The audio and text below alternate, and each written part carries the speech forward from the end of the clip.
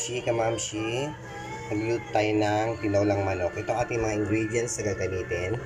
Isa't kalahating kutsarang cooking oil, 4 pieces ng bawang, chop na siya, luya, naka-chop na din siya, pahaba, manipis, sibuyas, chop na din siya, gamit tayo ng tanglad. Ayan, pinitpit yung dulong puno ng tanglad, nakapitpit siya para kumatas yung lasa. Sili, gamit tayo ng konting ground pepper, tsaka ng buong paminta, isang kutsarang asin, kalahating sandok na patis, 900 grams na chicken, nakakat na siya, nalinis ko siyang mabuti, 2 pieces ng sayote, nalinis ko na rin siya at nakat ko na, ayan ang hiwa niya. At ito ang malunggay na gagamitin natin, maraming malunggay, pinitas ko na yan sa puno namin. Gagamit tayo ng 1 litrong pangsabaw. Hugas bigas yan gagamitin ko. Pwede rin namang plain water lang ang gagamitin nyo. Tara mga guys, mga kapapsi kumamsi, magluto na tayo. Mainit na yung ating regular na kasirola ang gagamitin. Ayan. Lagay na natin yung ating cooking oil. Ayan, ikalat natin siya. Ayan, mainit na siya. Lagay na natin yung bawang. Ipa-golden brown natin. Ayan, medyo golden brown na ating garlic. Next natin ang luya. Ayan.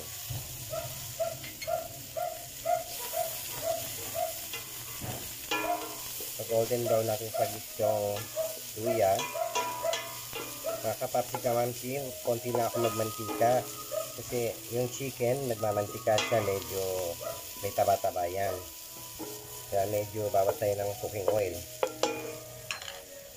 Laglag na natin yung onion. Ayan. Mga 15 seconds. Okay na ang onion. Ilagay na natin ang chicken.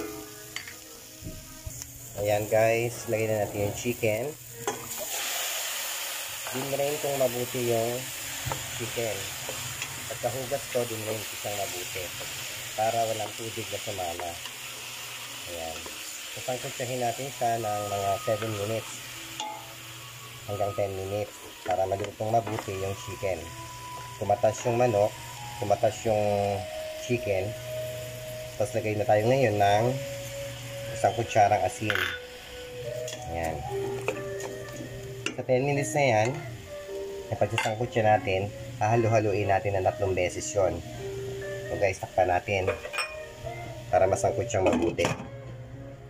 After 5 minutes, binuksan ko na siya na hinalo ko na.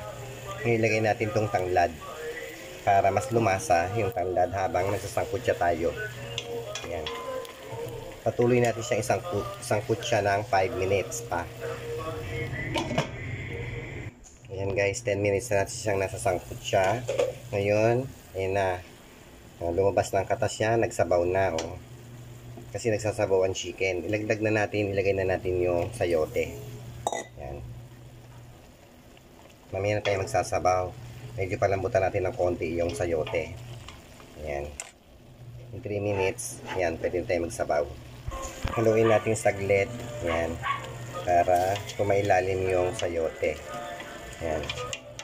Ngayon, ilagay na natin yung chicken cubes. Tapos yung ating paminta, lagay na rin natin. Ayan. Maya-maya sabawan na natin after 30 seconds. Ayan mga kapapsi kamamsi. Lagyan natin ng sabaw.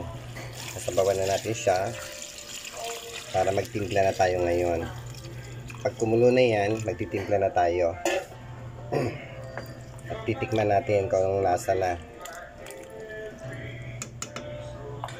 Alam niyo ba guys, masarap tong tinolan to kasi maraming luya at may tanglad tayong ginamit.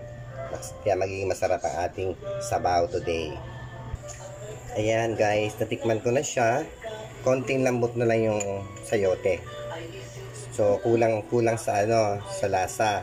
Maglalagay tayo ng kalahating sandok na patis. Sama na natin yung sili. Ayan. Mga 2 minutes, okay na yan. Ilalagay na natin yung dahon ng malunggay. Guys, natikman ko na. Sobrang sarap. Eksaktong-eksakto. Malambot na rin natin sayote, kaya ilalagay na natin itong malunggay, dahon ng malunggay. Ayan. In 1 minute, okay na yung malunggay na yan. Ayan na, luto na ang ating tinolang manok. Malasa siya kasi naglagay tayo ng tanglad. Tikman na natin, last na tikim. Sakto. Sakto sa alat, sakto sa linamnam. Napakasarap. Off na natin ating kalan. Ayan guys. Finished product natin ngayon ay ang tinolang manok. Guys, finished product natin ay ang tinolang manok. Napakasarap niya, kalinamnam. Ayan, nakita niyo may tanglad, may sili. Thank you guys for watching. Please like, share, comment na lang po kayo sa aking video today. Mag-subscribe lang po kayo sa aking channel. Maraming salamat po. God bless everyone. Bye!